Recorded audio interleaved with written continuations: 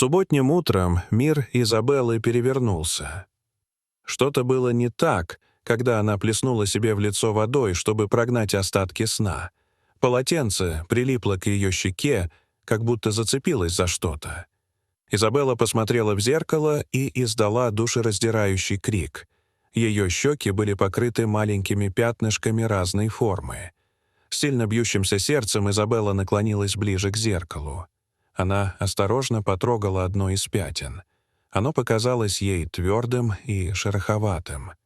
«Боже мой!» — прошептала Изабелла дрожащим голосом. «Что это такое?»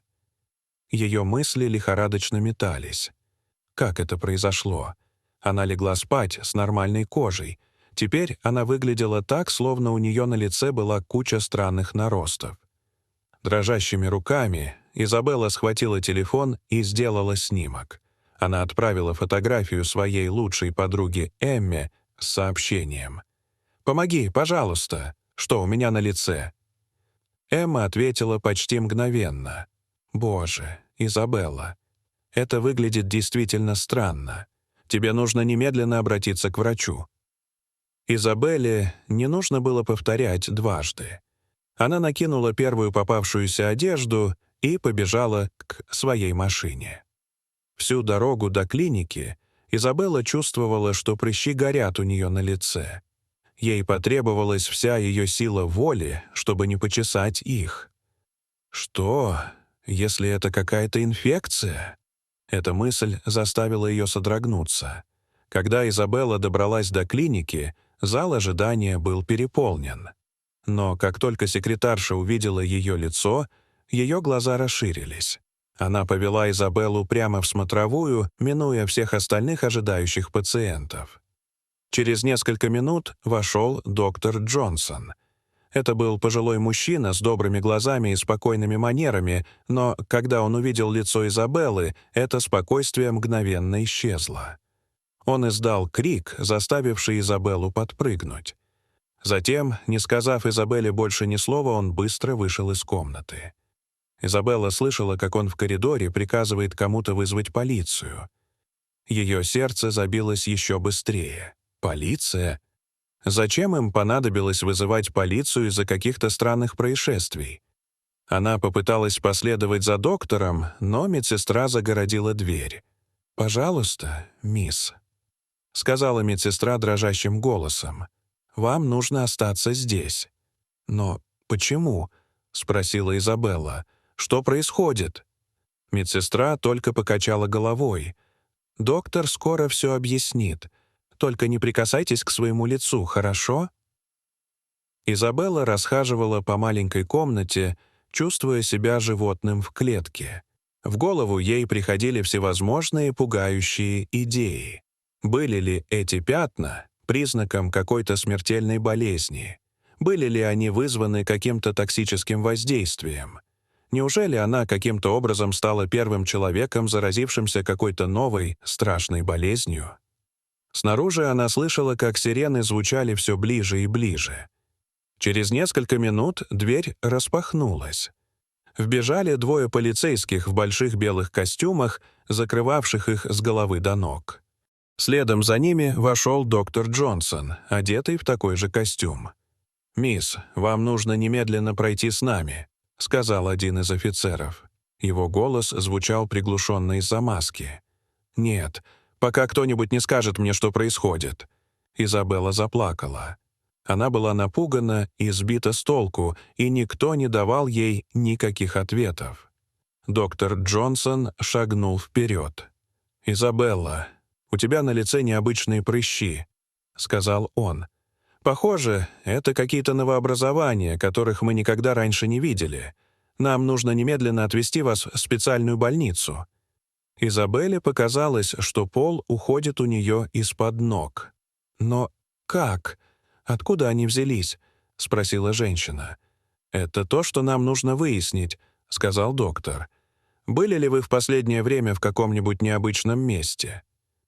Изабелла начала качать головой, но потом кое-что вспомнила.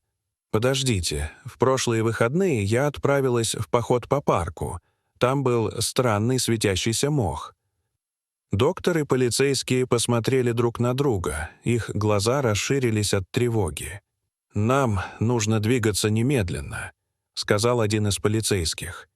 «Изабелла, мы собираемся перевести вас в специализированное учреждение», — быстро объяснил доктор Джонсон. «Он называется Институт редких биологических явлений «Энигма». Они лучше всего оснащены, чтобы справляться с такими уникальными случаями, как ваш». Через несколько минут Изабеллу вывезли из клиники и погрузили в высокотехнологичную машину скорой помощи. Когда они мчались по городу с воющими сиренами, у Изабеллы голова шла кругом. В специализированном учреждении ситуация стала еще более безумной. Врачи и медсестры в защитных костюмах осмотрели лицо Изабеллы. Они взяли образцы для анализов, что-то бормоча друг другу взволнованными голосами. Шли часы. Сначала Изабелла была в ужасе, но со временем она начала злиться. Она устала от того, что к ней относились как к какому-то научному эксперименту, как раз в тот момент, когда она собиралась потребовать ответы на некоторые вопросы, в ее палату вошел новый врач. «Изабелла, я доктор Стелла из Центра контроля заболеваний», — представилась она. Голос у нее был добрый, хотя Изабелла не могла разглядеть ее лица за маской. «Мы выяснили, что это за наросты у вас на коже. Это разновидность грибковой инфекции, с которой мы никогда раньше не сталкивались. Мы думаем, что они могли образоваться из того светящегося мха, к которому вы прикасались в парке. Вероятно, после прикосновения к мху вы потрогали лицо рукой», — сказала Стелла. У Изабеллы пересохло во рту, и она спросила: «Это опасно?» «Мы еще не уверены, но у нас есть хорошие новости. Мы разработали план лечения, который, по нашему мнению, будет эффективным», — ответила Стелла. Изабелла почувствовала огромное облегчение. Но когда доктор объяснил, как они собираются ее лечить, у Изабеллы появилось новое беспокойство. По словам доктора, лечение состоит из двух частей. Во-первых, они нанесут экспериментальный противогрибковый препарат на пораженные участки. Во-вторых, нужно провести биопсию, чтобы проверить, не распространился ли грибок по всей коже. «Биопсия?» Голос Изабеллы задрожал. «Вы разрежете мою кожу?» Стелла кивнула. «Нам нужны образцы с вашего лица и шеи, чтобы определить степень заражения». «Останутся ли рубцы?» — прошептала Изабелла. «Мы постараемся свести рубцы к минимуму, но следы могут остаться. Это необходимо для вашего здоровья». По мере того, как доктор Стелла объясняла детали лечения, беспокойство Изабеллы росло. Лечение казалось болезненным и рискованным. Стелла добавила, что во время лечения она будет находиться в изоляции. Это может занять несколько дней. У Изабеллы упало сердце. Дни изоляции, экспериментальные методы лечения и биопсии казались невыносимыми. «Есть ли другие варианты?» — спросила Изабелла. Доктор Стелла покачала головой.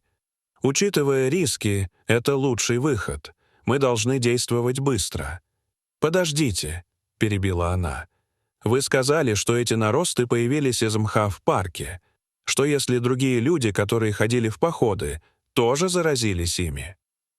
Доктор Стелла серьезно кивнула. «Вот почему в дело вмешалась полиция. Они закрывают парк и пытаются найти всех, кто был там за последнюю неделю. Изабелла, возможно, ты спасла многих людей, обратившись к врачу так быстро». Следующие несколько дней прошли для Изабеллы как в тумане. Она прошла множество процедур и обследований. Постепенно пятна на ее лице начали уменьшаться и исчезать. Через неделю ее кожа снова стала чистой. У нее осталось всего несколько небольших царапин, свидетельствующих о том, через что ей пришлось пройти. Когда Изабелла готовилась выписаться из больницы, Стелла пришла навестить ее в последний раз. «Я хотела бы лично поблагодарить вас», — сказал Стелла. «Благодаря вам мы обнаружили эту проблему до того, как она успела распространиться. Парк был очищен, и больше никто не заразился. Изабелла выдавила из себя слабую улыбку. «Я просто рада, что все закончилось». «Не совсем», — сказала Стелла с огоньком в глазах. «Научный мир очень взволнован этим открытием. Мы бы хотели, чтобы вы помогли нам изучить эту грибковую инфекцию. Ваш опыт может оказаться действительно ценным».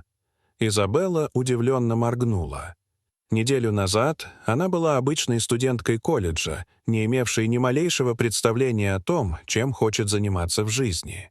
Теперь ей предложили шанс поучаствовать в важном исследовании.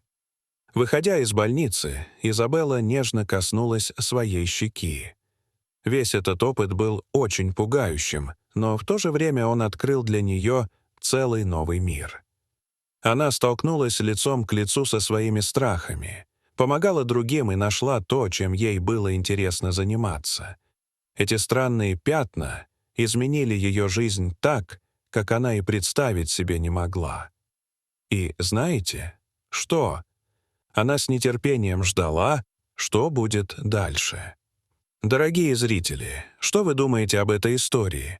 Расскажите, пожалуйста, в комментариях. А если вам понравилось это видео, то ставьте лайк и подписывайтесь на наш канал. До свидания.